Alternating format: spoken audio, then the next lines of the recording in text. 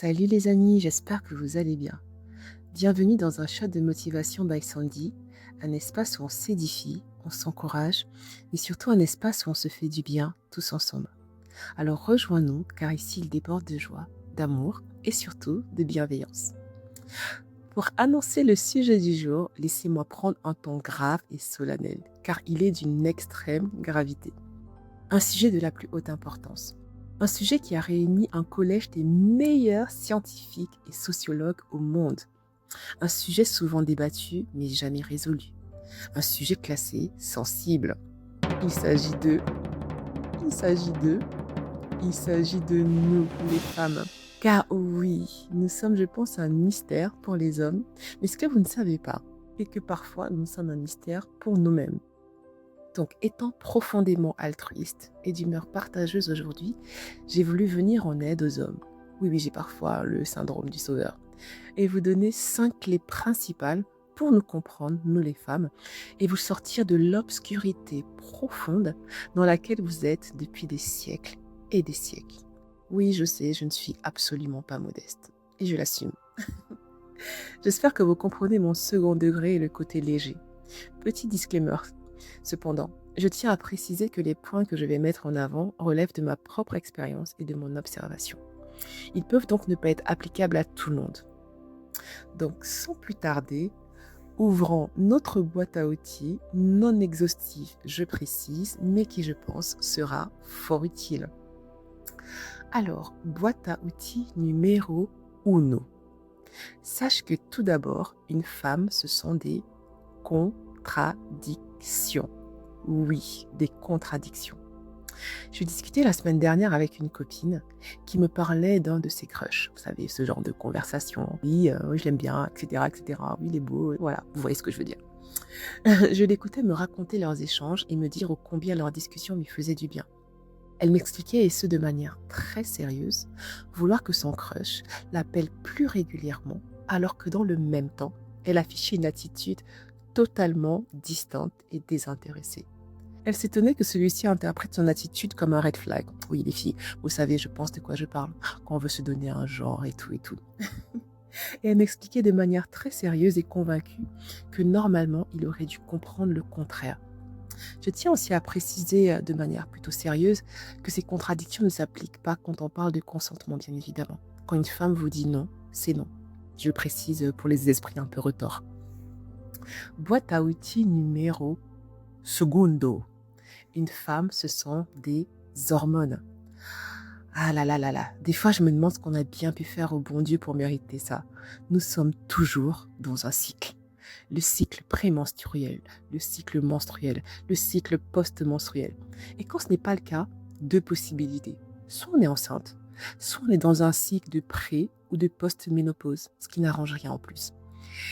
Et ce qu'il faut savoir, c'est qu'à ce moment-là, nos émotions peuvent nous rendre totalement incohérentes. Un sujet qui aurait normalement dû nous faire rigoler, être fun, léger, peut nous faire pleurer. Nous sommes dans une hypersensibilité que nous ne comprenons pas nous-mêmes. Et c'est souvent dans ces cycles que vous, les hommes, pouvez penser que nous sommes en fait totalement folles. Et pourtant non, ce sont juste nos hormones qui nous jouent des tours. Boîte à outils numéro 3. Une femme, c'est de l'attention. Attention. Visualisons une situation prise totalement au hasard de la vie courante.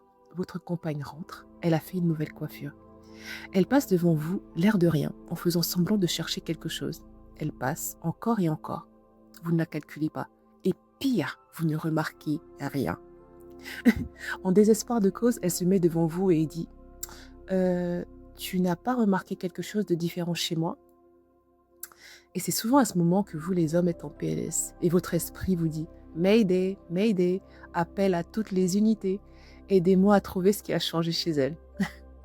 Alors pour vous aider, je vous donne 3 indices.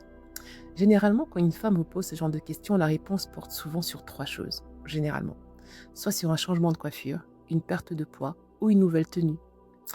Je vous ai dit que j'étais altruiste aujourd'hui, donc ne me remerciez pas. Fait numéro 4. Une femme, c'est de l'écoute. Oui, je sais que nous sommes de vraies pipelettes. qu'on a tendance même à radoter, à vous raconter la même histoire avec la même intensité. En attendant, dans le même temps, de vous que vous ayez l'attitude d'une personne qui vient de découvrir l'histoire. Oui, je sais, c'est trop bizarre. C'est même contradictoire.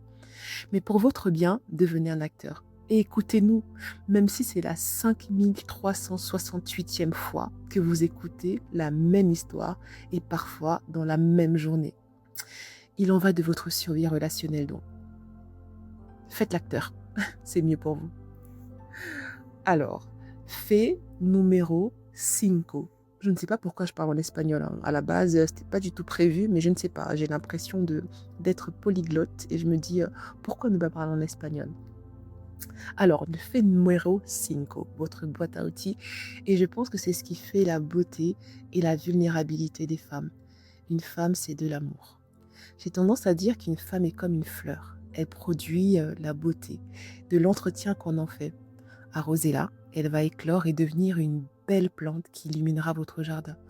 Négligez-la, elle produira des épines et des fleurs fanées. Donc oui, je sais que des fois nous sommes plus que chiantes, exaspérantes, contradictoires, un peu folles, que des fois dans certaines situations vous avez l'impression de ne rien comprendre, mais la vérité c'est que nous regorgeons d'amour et que nous-mêmes parfois ne nous comprenons pas. Alors j'espère que cette boîte à outils vous aura fait sourire, réfléchir en légèreté, mais surtout j'espère qu'elle vous aura permis de comprendre que c'est totalement normal que vous ne nous compreniez pas.